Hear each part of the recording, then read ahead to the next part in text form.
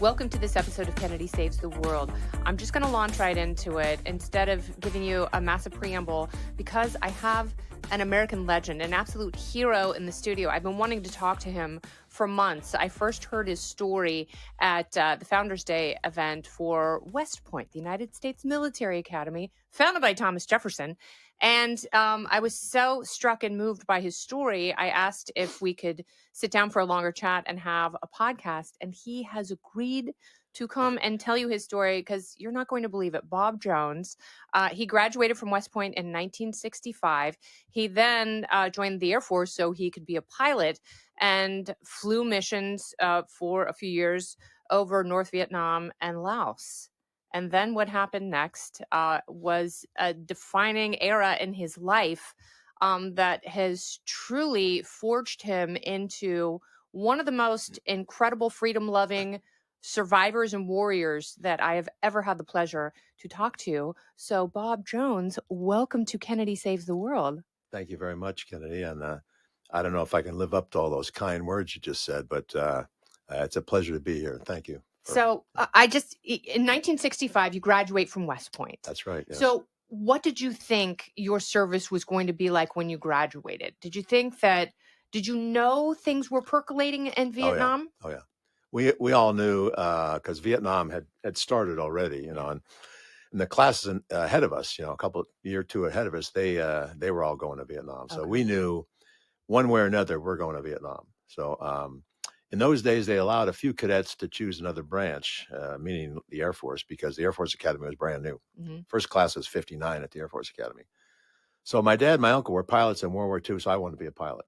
Now, you can be a pilot in the Army, but you're going to fly a helicopter. So okay. I wanted to fly something a little faster and a little cooler, So anyway, so I went in the Air Force along with about 50 of my classmates, and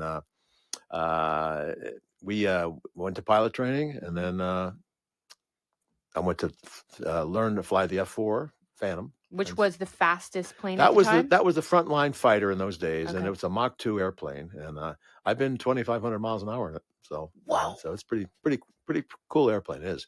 Now the ones I got today, they came along after I got out of the Air Force. Okay. I wish I could still fly those because those are magic airplanes today. Yeah. So you're flying, doing a mission over North Vietnam, right, in 1968, right, January 18th, January 18th, 68.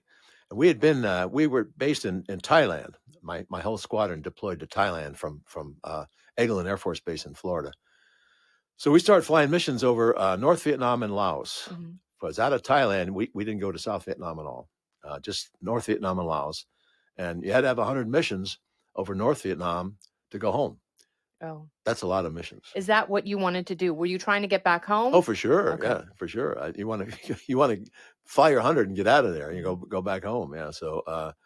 So and 100 missions is a lot. In World War II, I believe it was only 25 missions over Germany or France, and they got home. But different war, whatever. But and North Vietnam was a nasty place. They had lots of missiles and lots of guns and lots of everything.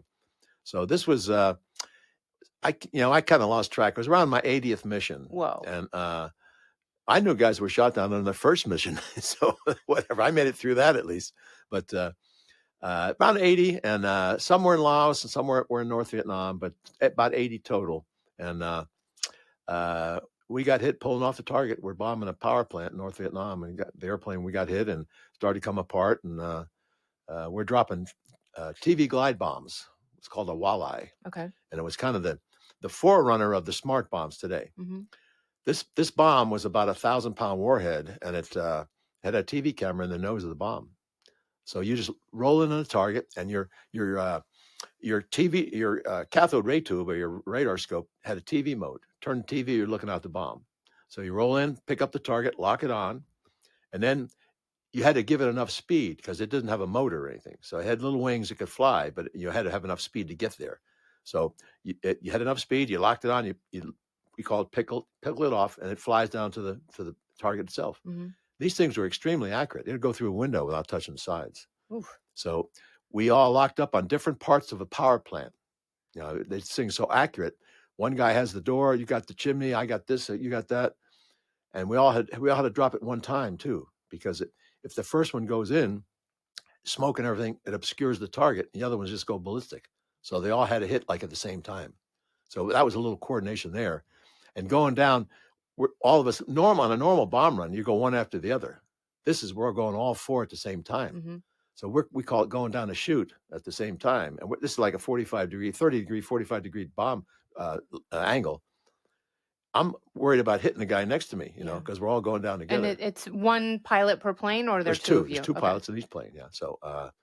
So, like I said, we pulled off the target, and we got pulling off the target, and airplane starts coming apart. So nothing to do with. So Jane Fonda was down there on an She wasn't there yet. anti-aircraft She wasn't gun. there yet, but she came later on.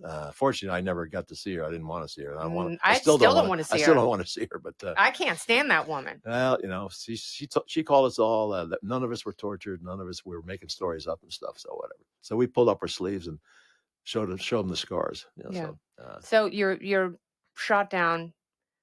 You're captured. yeah. What happened?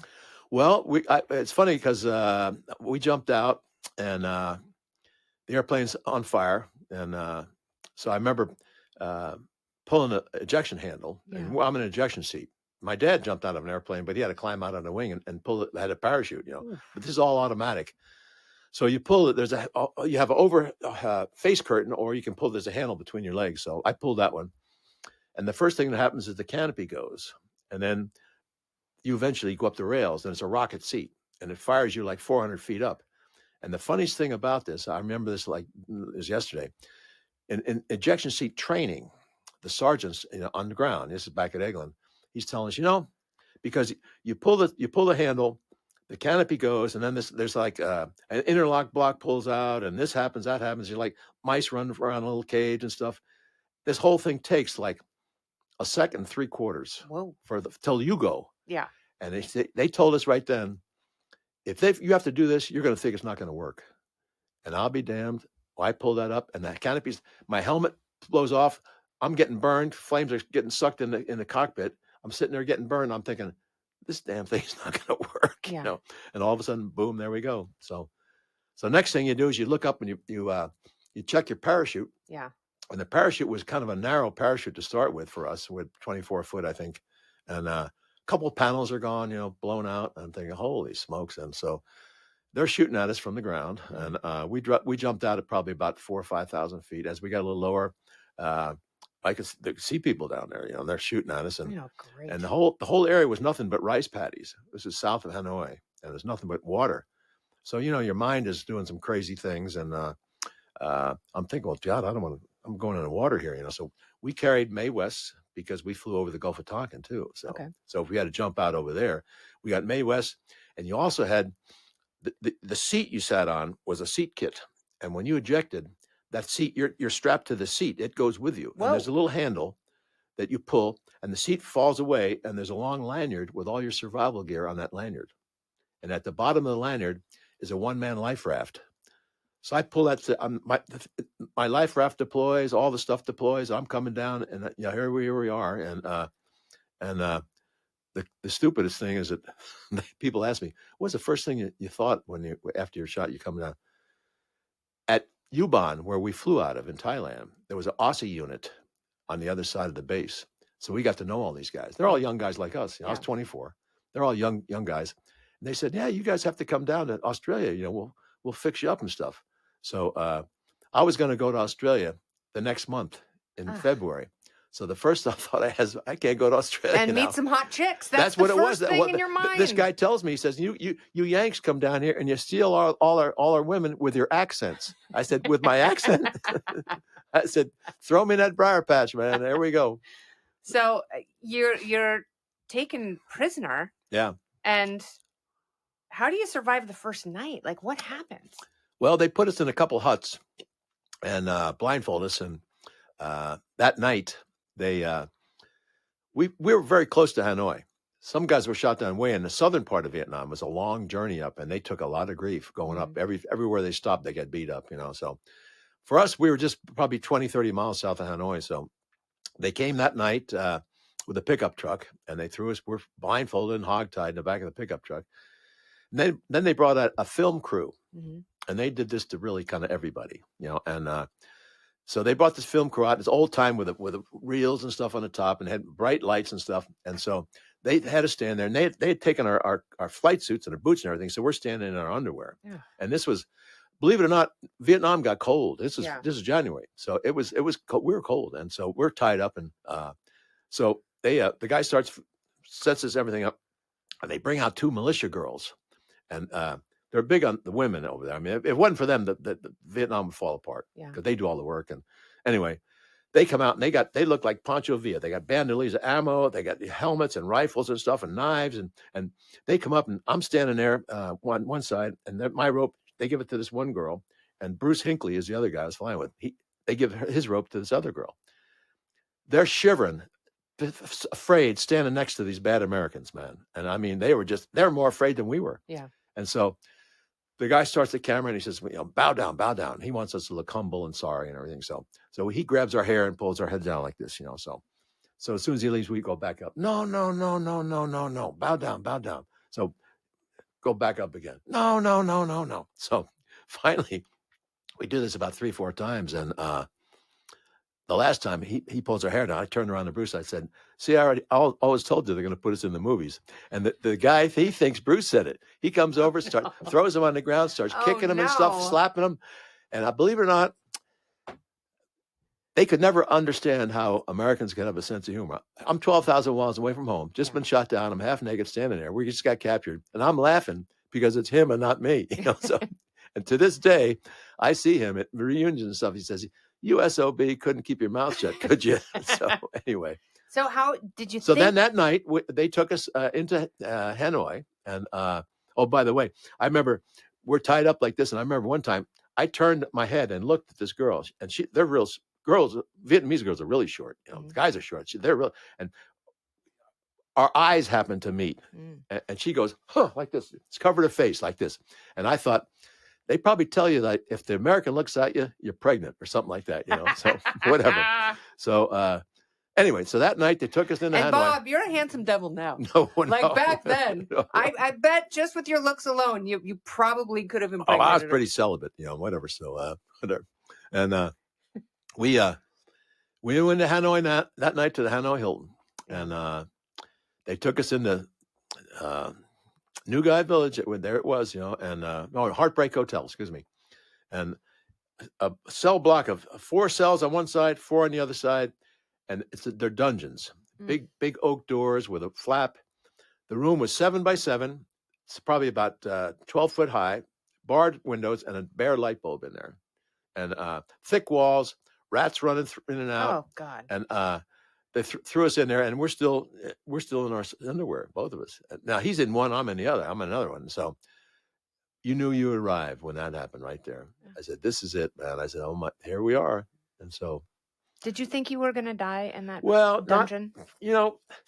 When you're young, we thought we're all bulletproof. When we're invincible, and something bad's going to happen to somebody else, not us. And I was like amazed that I actually got shot down. How did this happen? This shouldn't happen. So, but I just you're kind of in shock. You are, and I don't think I was going to die, but you think stupid things. I remember they finally brought in some food after a couple of days, and I'm thinking like, I don't think I shouldn't eat this. It might be poison. I'm thinking, well, you're dumbbell. If they want to kill you, they don't have to poison you. They could do easier than that. So, I was in solitary there for probably 14, 15 weeks. Time goes by. You don't really know how fast, but it's funny. After a while, you've been there, you can tell the time of day almost to a half hour. So your body time naturally... and what's going on around you, and you don't see any other Americans. And finally, they took me, moved me out, and I didn't see the sun for like a month or two. And they finally took me out to go to this little washroom, and went in there and washed it. I remember I stood in the sun and I said, God, that feels really good. It's unbelievable. It's the little things that we take for granted. Yeah, I do now even probably. When they're taken away, all of a sudden they're pretty valuable. Did you have a routine? Was there Yeah. anything? Well, we all went to survival school, and they kind of teach you, if this happens, you do this. And so you got to occupy your mind. And so, what I did and what a lot of guys did, you organize your day. You don't just sit there and feel sorry for yourself. You organize your day. So, I mean, I remember thinking like, okay, I'm going to think about home and my family for an hour or period of time. Then I'm going to do problems in my head, Okay. math problems. And it's amazing after you're in a solitary confinement situation, after about a week or two, everything that's in your head, everything you've done in your life is in your head. Uh-huh. You just can't get to it. Yeah. I could see the faces and I knew the names of everyone in my third grade class. And I could do complicated math problems in my head that I wouldn't even know how to start today. Mhm. So it's a weird situation. And so finally, I got a roommate, another guy, Jim Seahorn, and we lived together, two of us for a while, and then we got two more guys. And then what happened? They'd have kept us all in solitary if they could, Mhm. but so many people were getting shot down. Logistically, they just couldn't do it. So I mean, it's the strength in numbers thing that is unbelievably true. Yeah. If you're by yourself, it's much, much harder, man, much harder. So I was in solitary. I was a junior officer. I was a first lieutenant. Yes. I was always the youngest and the most junior in rank, almost without exception, the whole time I was there. So if you were shot down and you were like a colonel, they kept those guys separate all the time. There's guys that were in solitary for 4 years, and I mean, you come out of that, you're different. You're Yes. different out of that. So finally, they put us in a room, and we had about, I think there was 7 or 8 of us in this room, and the room was by 20 by 20, I think, and so there was 2. I went to West Point, Mhm. and there's not many guys that fly in the Air Force from West Point. There's a few, and so in this room there were 2 guys from the Air Force Academy, 2 guys from the Naval Academy, a guy from the Citadel, and me. Wow. So I walked in and I said, I walked in. I said, "The odds are about right here." They got a chuckle out of that. So Did you say beat Navy when you walked in? I did many times after that, but I got the beat Army back to me for sure. Oh yeah. So So what would you do if you've got that many people? And I imagine it's hard to tell the passing of time. I mean, I'm sure you can tell the passing of seasons. originally it was hard, but after a while it's easy. So you could We just you knew. could feel You your could feel internal you could clock feel is it, and is you knew attuned to the way the minutes and Vietnamese, hours. what their schedule was. They rang a gong every morning, and like the week was different. This day was different than that day, and then Sunday was different for them too. Mhm. And so we got to the point where you knew just by the where the sun was and what the light was in the room, Mhm. what time it was or what day it was. And so uh, and then as time went on, you got organized because the only way you're going to be shot down and be a POW is you're going to be an officer Mhm. in those days. And to do that, you had to be in college. You had to go to college. So this wasn't like World War II or Korea where you got 18, 19, 17-year-old kids in there right out. No, this was we're all older. Like I said, I was the youngest at 24, Mhm. and everyone else there was older than me mostly. So everyone had been to college, and so we got organized later on with had classes and stuff, and guys are teaching, French, German, and uh, literature. I mean, there's some smart guys, and like I said, when you're in that situation, you remember a lot of things, And I think I had a misspent childhood because I always told movies. Mhm. And so we'd have like in the evening, they say, "Okay, Jones, tell us about this movie," and they were. I can't remember the movies now, but you'd narrate the movie, Yeah. and this movie would take maybe the same time as a regular movie, an hour, hour and a half, and you tell, and you did all the sounds and everything, and uh, some guys were so good at it. If they told a sad movie, Mhm. guys would be out there with tears in their eyes, man. Oh. And I'll tell you, to this day, and I mean it, I enjoyed those movies then more than I enjoy a movie today, a real movie. Did you guys talk about your feelings? Were you able if someone in your group lost hope, were the others able to Yeah, help we're, them we're all process supporting it. and We're together. So yeah. you're supporting each other. Yeah. And even if the guy was in a room by himself, we had a tap code. We could tap through the walls, Mhm. and we had a hand code, and that we could, if you could see a person's hand out the window or something Mhm. like that, you could communicate. And we weren't allowed to communicate with anyone outside your own room, but we communicated all the time. Don't go anywhere. More Kennedy Saves the World right after this. I mean, it's fascinating to me the idea that you have so much in your brain that we don't try to access, so we don't access it. That's But true. but when that's what you're left with, That's you're left true. with this mental catalog. You're able to access this. I've heard that Vietnam POWs are the most successful professionally of all the members of the armed forces. And I'm sure they've done studies on that. But did they do studies about your ability to survive and your resiliency and the psychological impact in order to teach other people what you were Yeah. able to access Yeah, and they've how you done were that. able to And survive? there's some guys, we all went to survival school. I went Mhm. to like jungle survival, normal survival, and sea survival before I went. So when we got home, some of my contemporaries that were with us in jail, I would call it jail, and so they went back and they were instructors and stuff at these survival schools. Mhm. So they brought the most recent information and intelligence about what's going on. So uh, but what we were prepared, not perfectly, but pretty well, pretty Yes. well. Yeah. So I remember when I was in survival school. This was at Spokane, Washington, Mhm. Fairchild Air Force Base. And we were there for like 3 weeks. And I remember we had the capture phase where that you're brought in and to be interrogated. And there's the table and the picture of in those days they had a picture of Mao up on the wall. Mhm. And the interrogators, he's dressed up in his uniform, whatever. And then we're sitting over on a stool.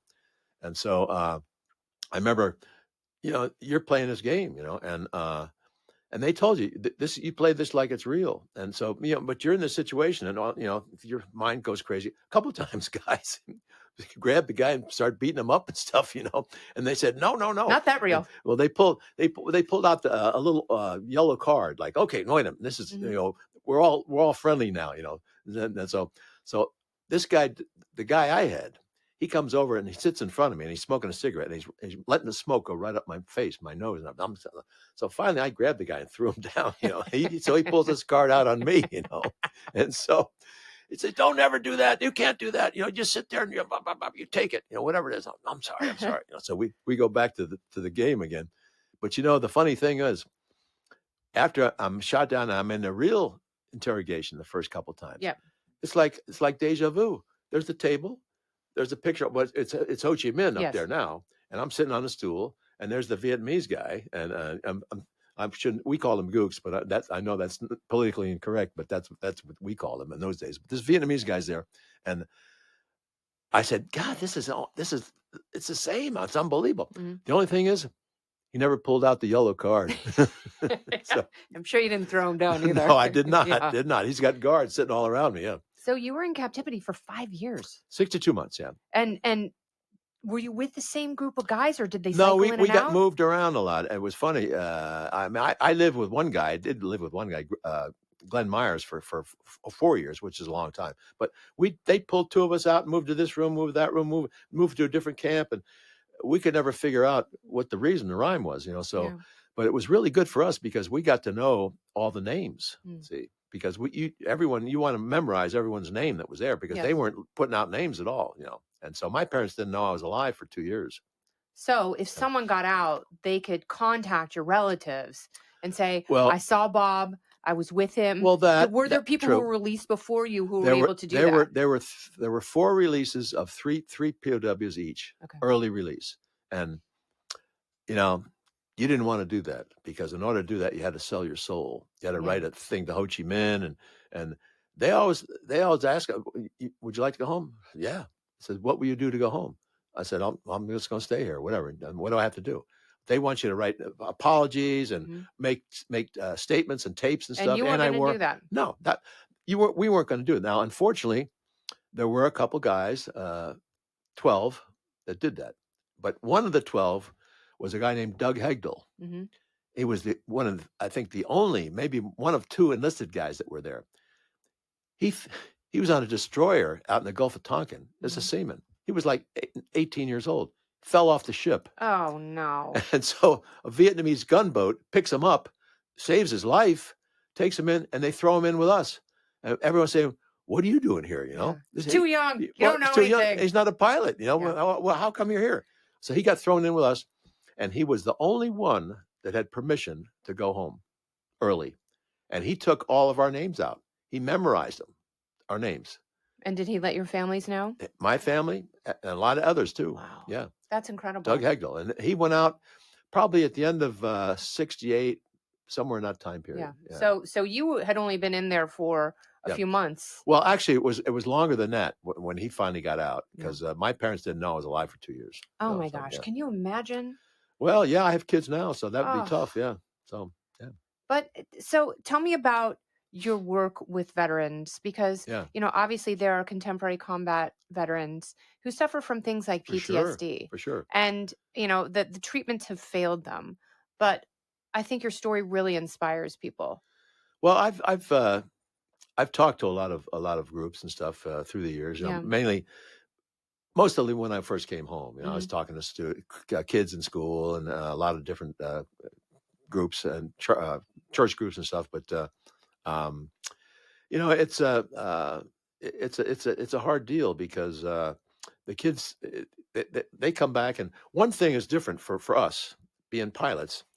We weren't on the ground, like a lot of my classmates are Army guys. Mhm. They're infantry. They're out there, and their buddy gets his head blown off or something, and they're all Mhm. bleeding. And I mean, we didn't see that. Mhm. We're in this little confined cockpit. Now, after we got shot down, we got beat up, and we took some grief too. But Yeah. we didn't see the blood and guts like those guys did. Yeah. So I would say most of us, there was a few guys that had a few problems, but we're just happy to be home. Yeah. And so the companies that I have, one is a broker dealer, Mhm. Amerivet Securities, and then a veteran sourcing group is another one, Mhm. and we do IT, non-IT staffing, contract staffing for 3 months, 6 month, 9 month, right to hire. Yeah. And then I have another company in Detroit that is it's a payrolling and compliance company, where we lean towards veterans there too, try to help them. Yeah. So we do whatever we can, and it's been a long time since I came. It was 50 years since I got home. Yeah. So What did you most look forward to? it's funny. People ask me that. Oh, you want to come home and do that? We just want to come home and have like normal stuff, Yeah. like a hamburger Yeah. or a pizza or something, and have a beer maybe, So that's what it was. What was the best thing that you tasted when you finally were free? Probably finally getting out. Well, when we came home, this is kind of funny. We I was in a third group. There was 4 groups to be released, Mhm. and according to your date of shoot down, the early guys went home first. So there was a lot of guys shot down before me. When I was shot down, 18 January 68, some guys had already been there for 3 years. Wow. Everett Alvarez was shot down 5 August 1964. Oh my gosh. I was a senior at West Point. So he was in captivity for 9 years? 9 years, yeah. And a lot of I guys. know his story. I mean, you? his story is incredible, but also He's a he good guy. shares your light. He's a good Like, guy. I think that's what's so Yeah. inspiring about you guys, is you emerge from that, and it almost like unleashed this beautiful, hopeful optimism. We were, I mean, I was just, every day is Christmas for me still. Yeah. I mean, but coming home, I was in the third group on 14th March, 1973. They picked us up in Hanoi and C-141s, and that was the most beautiful sight I'd seen in a long time, an American Mhm. airplane. So we climbed on this, and nobody said a word. And going out in buses with the Vietnamese, they were, how come you're not happy? How come you're not happy? We got done. You don't show any emotion, because what they'd done to us for all those years, and now they want us to be happy. Yeah. So we said, screw you, we're not doing it. Yeah. So everyone's quiet until we lifted off, and then everyone went crazy. That's great. So we get to Clark Air Force Base in the Philippines, and so I'm with they took us in the hospital, and it's like we went from like one prison to another. Not really, but they wouldn't let us out. Ugh. We said, Because they're worried you have like parasites. well, they and- didn't want us running around and all that stuff. So and one of my friends, Spike Naismith, who was from California, he was in the first group. So he goes out, and so he's coming off the airplane. There's thousands of people there, Yeah. So this girl's there. She yells, "Say, Spike!" He says, "Yeah." He says, "I've worn your bracelet for 5 years." She says, "I want to be the first one." So he looks around and says, "Let's go." So he walks off the airplane and down, and he disappears in the crowd with her. there's a general alert out on the Philippines for POW, 6-year POW lost. So after that, they didn't let him come close after I'm that. sure Yeah. he found Oh, exactly what he was looking I for. told you screwed it up for the rest of us. Come on, what are you doing? God.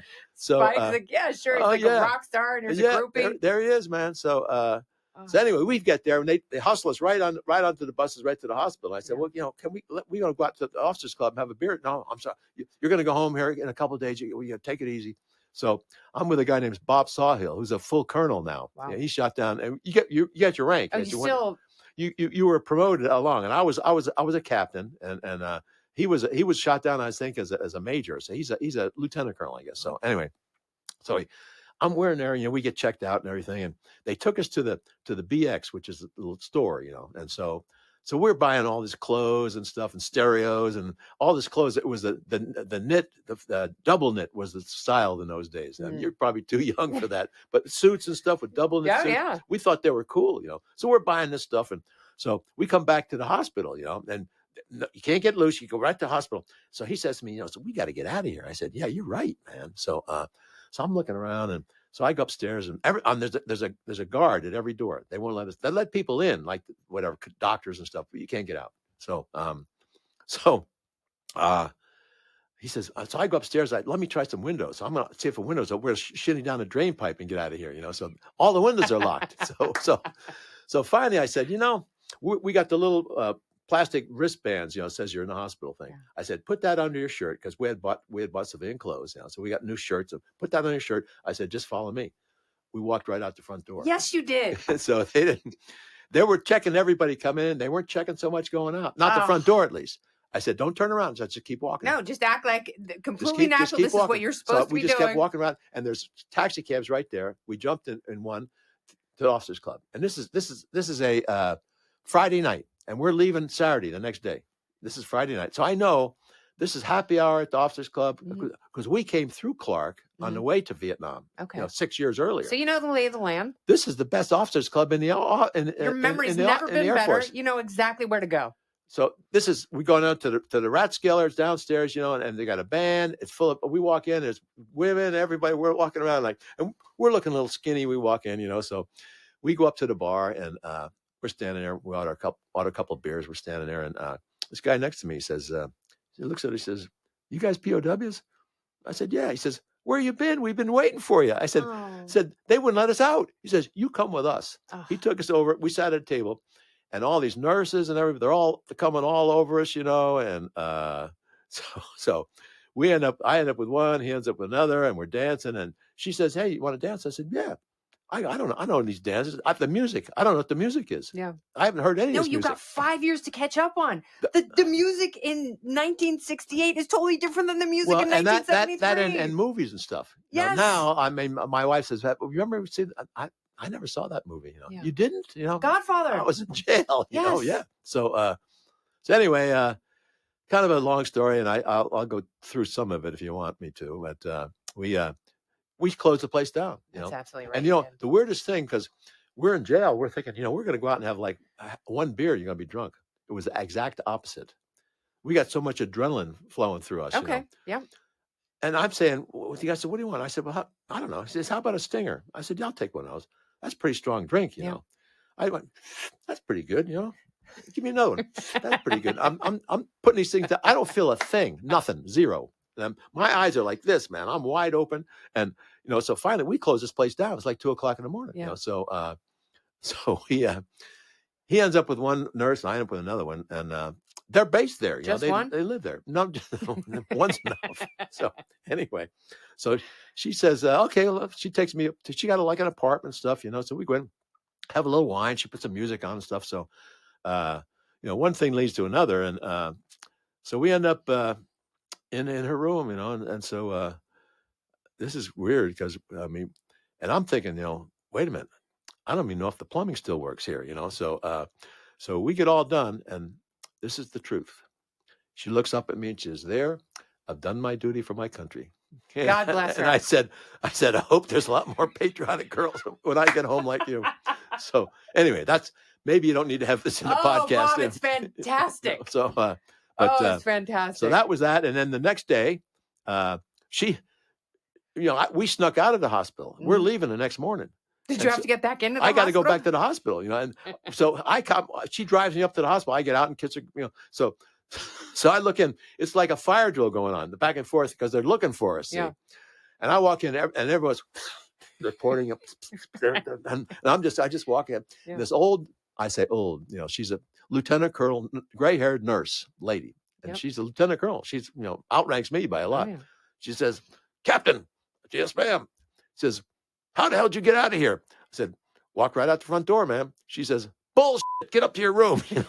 So we did. Not on my watch. Yeah. So anyway, that's we left that day and came home through Hawaii, stopped at refuel in Hawaii, and came all the way back to the States. And then we ended up going to a medical facility, an Air Force base that was near your home. Mm-hmm. So the nearest one for me was in Massachusetts. So I went up there, and that's where you really got checked out. And fortunately, I wasn't really injured, having a serious Thank injury. God. So, I mean, there was a lot of guys that had bad stuff, man. Bad.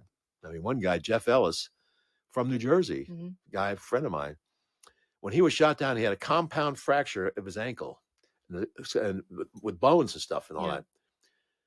He went home in my group 5+ years later. He was still picking bone fragments out of that room. Yeah. So being injured, first, not being killed was the worst, obviously, but being injured was really bad over there for you because there was very little medical treatment. And dental, forget dental. I mean, guys were trying to bang their teeth out themselves when. I can only imagine, but I think your story is so important for people not only who have been in combat, but for those who have a hard time in their own lives, and to know that there is hope. There is a way out of the darkness. The bottom line is you never give up. Yeah. And they told us every other day, we will try we will convict you, you will never go home. And I'm saying, that's baloney. I said, I'm getting out of here. And most of us felt this way. I did. I felt sorry for them because I know I'm getting out of here, but you got to stay here. Yes.